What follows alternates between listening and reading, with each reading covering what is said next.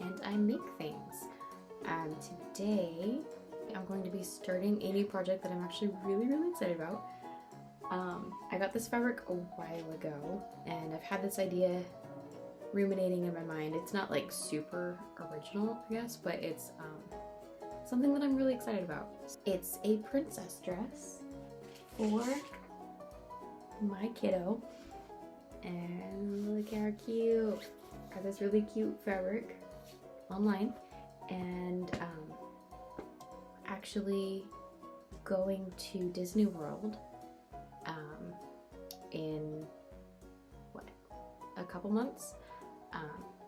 So I thought it would be fun to make my daughter a cute little princess dress that she can wear in the parks, and since, you know, it'll be spring in Florida, I may as well make it cotton and machine washable so that she can wear it and not be super hot, and I won't have to worry about it getting dirty or wet because it's cotton and I can just throw it in the washing machine.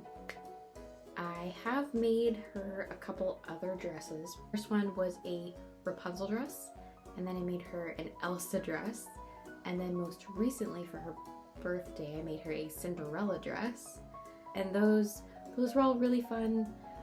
Those were mostly by hand because I am a crazy person, and yeah, the Rapunzel dress was entirely by hand.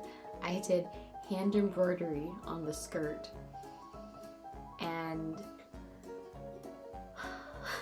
that was actually the first wearable garment that I made, like, ever, and I'm really proud of it. It's really cute. The inside is not finished at all, you know, like seams just left to exist freely. Anyway, the dresses, the 3 princess dresses that I made for my daughter are all made out of like poly satin, shiny kind of fabric. And that means I can't really throw them in the wash. So with this dress, I really wanted to make something that I don't have to worry about it getting dirty, and I can just put it in the washing machine and not be super concerned about it. That being said, I am planning on doing hand embroidery for the bodice, so that's fun. It'll be fine. Okay, so I've got this fabric, black cotton, gold metallic bias tape. I also got this green, again, just plain old cotton for the sleeves, and then I have some cheap plain white cotton billet lace for, I'm gonna make like a little underskirt to go under the skirt. So yeah, let's see how this goes. I think I'm just gonna use the same bodice pattern that I used for the Elsa dress for this one, for this Anna dress.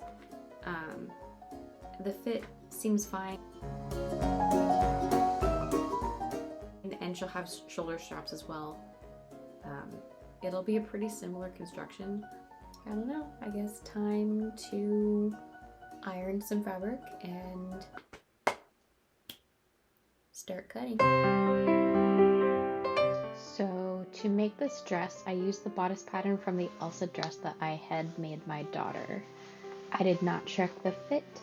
That's important. Although the Elsa dress does still fit her, so I might have made the pattern too small, corrected it when I actually made that dress, and then never notated or adjusted the pattern, which is a definite possibility. This will come back to haunt me later. I traced the pattern onto my fabric and then cut it out. Then I pulled up a couple reference photos and drew the outline for the rosemalling, not sure, embroidery onto the bodice with a white colored pencil. I do have a fabric pen, but it's blue, so it wouldn't have shown up on the black cotton, and the colored pencil worked. So I went through both of my embroidery floss boxes to find the 4 colors that match both the reference pics and the printed embroidery on the skirt fabric, and ended up going with these 4 colors.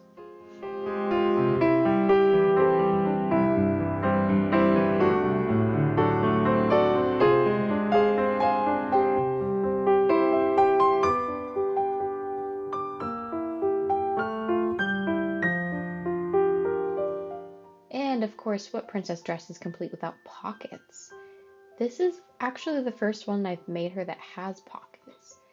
So I needed to draft a pattern. I'm gonna be honest, I don't really know what I'm doing here. I just sort of traced her hand and then used a me-sized pocket pattern to rough out the right shape. And I actually labeled this piece with information.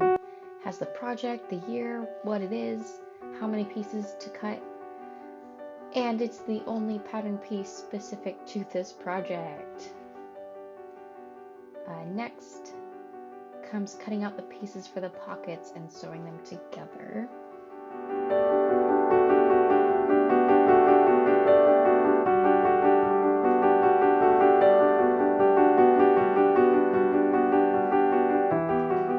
Then in order to attach them to the skirt, I needed to make the skirt. That was actually super simple. I had bought a yard of the printed fabric, so I had just enough to cut it in half horizontally to make 2 wide panels. And then I cut one of those panels in half, so the wide one became the front panel and the 2 narrower ones became the side panels, so that I had a back seam for the zipper and then 2 side seams for the pockets. Make sure to keep the design alternating between the embroidery panels and the stripy panels. Once the skirt was together, I gathered it by hand.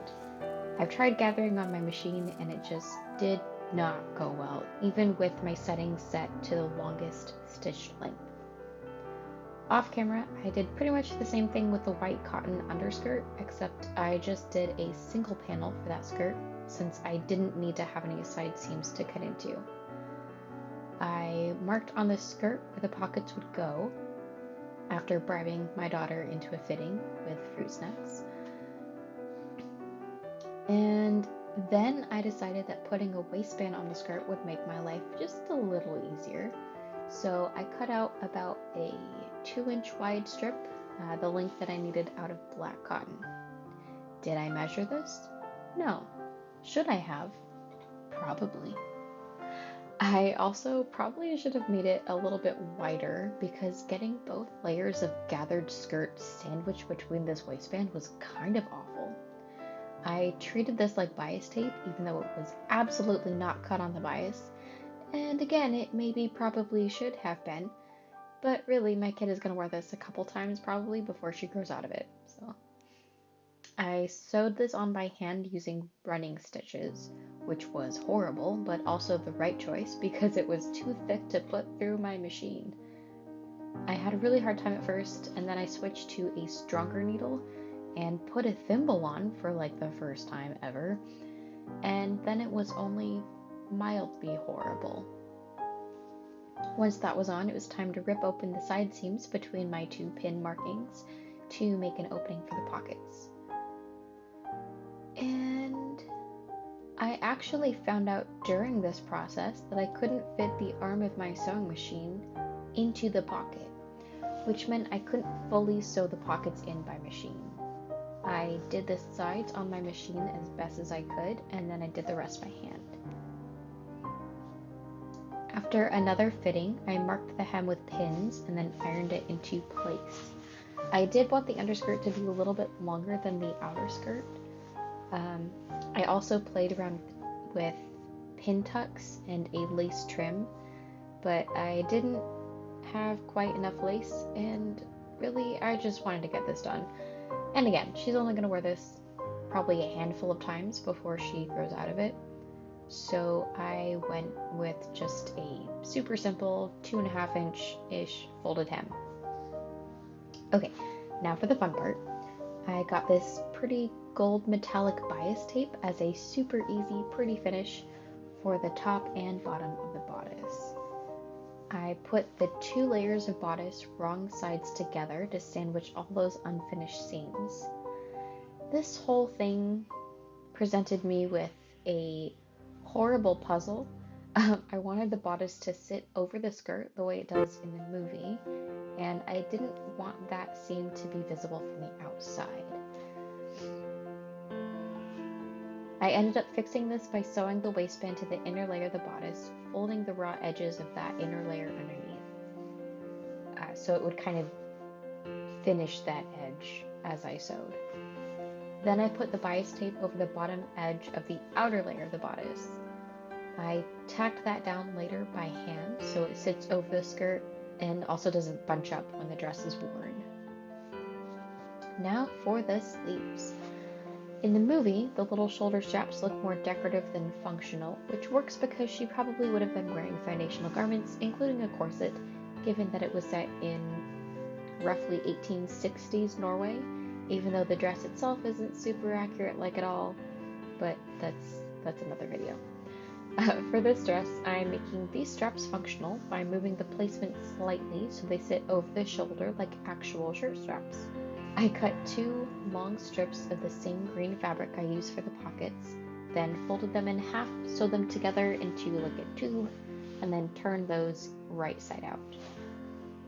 I did consider ironing them flat, but I kind of like how it looks like this. I pinned the straps to the front of the bodice, did another fit test, then came back and actually sewed all of that together. I had a similar problem with the straps where I didn't want stitches showing on the outside of the bodice, so I again sewed the straps only to the inner layer of the bodice.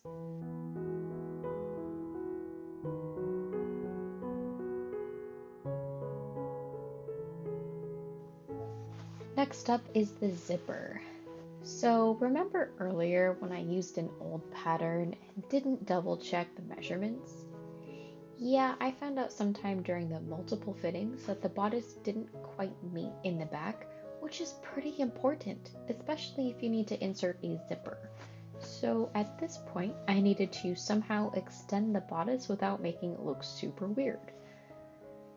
This was my solution. I cut a strip of black fabric the length of the back opening and about 2 inches wide, which was a little more than what I needed to make the dress actually close. I bound the top with the gold bias tape and top stitched a second strip in the same line as the waistband. Then I cut it in half down the middle, sewed each strip to the sides of the back opening, and then sewed the zipper onto that. It still looks a little wonky, but it works for now. I might redo the whole bodice. And now it's finished.